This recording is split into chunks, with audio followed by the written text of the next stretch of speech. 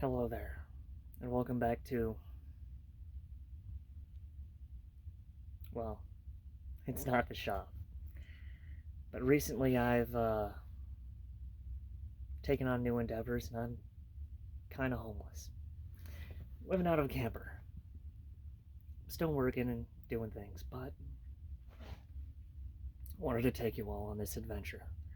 I'm going to call it Homeless to Homeowner, where I build things and flip things and, well, have some fun along the way.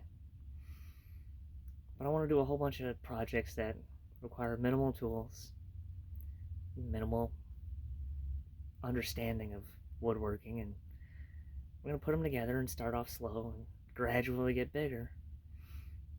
And we're going to sell some things along the way too. And we're going to start off with this beautiful blanket ladder. There's 4 rungs, just tapered on the bottom, nice and square up top, sanded smooth with a beautiful stain. Let's get a better look at it.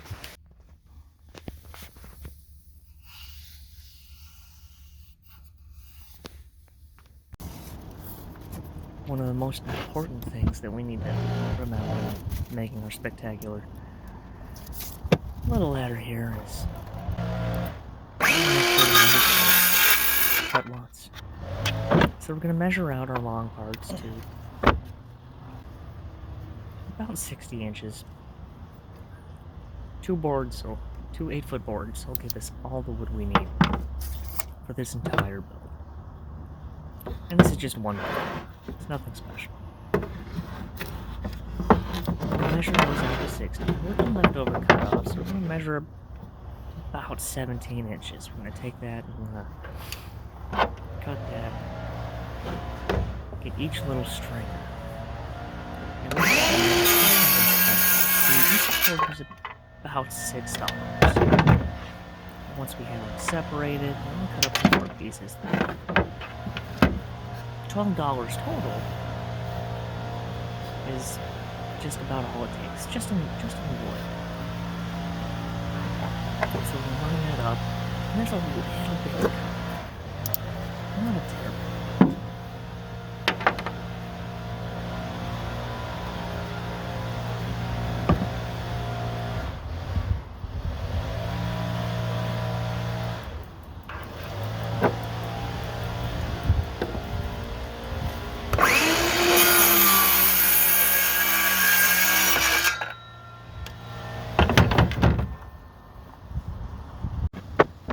Now, the key to getting these together quickly, pocket holes. I used to hate pocket holes until I studied some furniture done by the Shakers and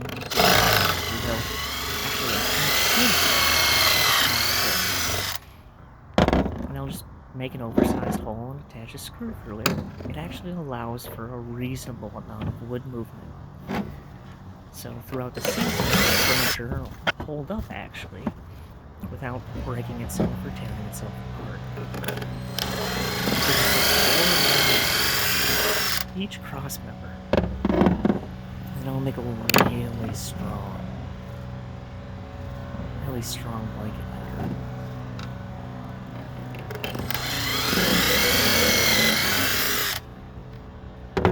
The drill going through the jig.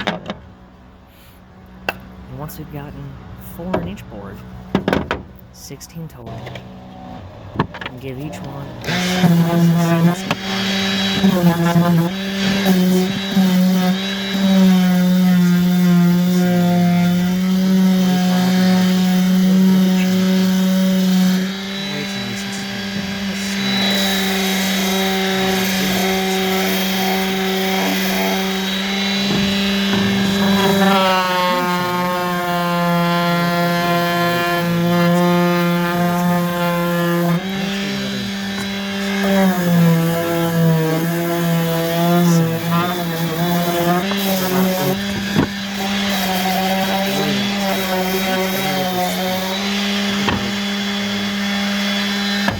little shot of the camper in the background. But now once everything's measured and everything's sanded, we're going to mark out where we want our stringers. I cut 4 of them, but I didn't want them flush with the top or the bottom. It didn't make a whole lot of sense to me. It's not very ladder-like. So I get about 5 inches off the top, about 17 inches off the bottom.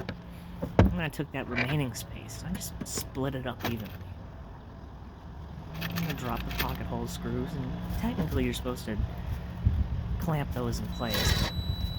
I just used the old knee clamp and held it down. That seemed to do really well. We're gonna get one side done first. So that's 8 of those screws all up in the one side. And then we'll go ahead and take it and flip it over. And once it's flipped over, we can take our tape measure, move it around, make sure the top and bottom are lined up just right. And once we get it real perfect, we'll go ahead and anchor the top and anchor the bottom. Then the other two will fall into place. We're just going to use some single coat white bond. And this stuff's really cool. I really enjoy it for quicker projects, or projects when it's 36 degrees outside. Because if you want to get done quicker, you don't want to spend a whole lot of time out in the wind. As you can see, I'm using my camper there as a workspace. But once we get a nice solid coat on, we can take a rag and wipe it off. We get some really beautiful color. Now this is a second one I did. I actually made 2. And this one I did pretty different. I sprayed it with brown, and then I sprayed it with gray. And I took a brush, and I immediately brushed all of the gray on top of the brown, so you get like a weathered, layered, almost wood grainy look to it. It looks pretty sharp. But here's a nice little look at the brown one inside the camper, of course. It's holding up my blankets, and I think they do a wonderful job. And there you have it. It's a beautiful blanket ladder, and it's super simple too.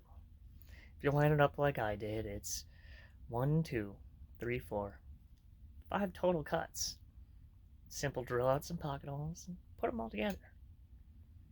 All together, it maybe takes about an hour, and then you gotta stain it. Which, let it sit overnight, and it's good in the morning. Tell me what you think down below. I'll have cut lists down, and I have a link to that spectacular sander down there too. I think it's really something special. But I'll leave you all with that. But as always, thanks for watching.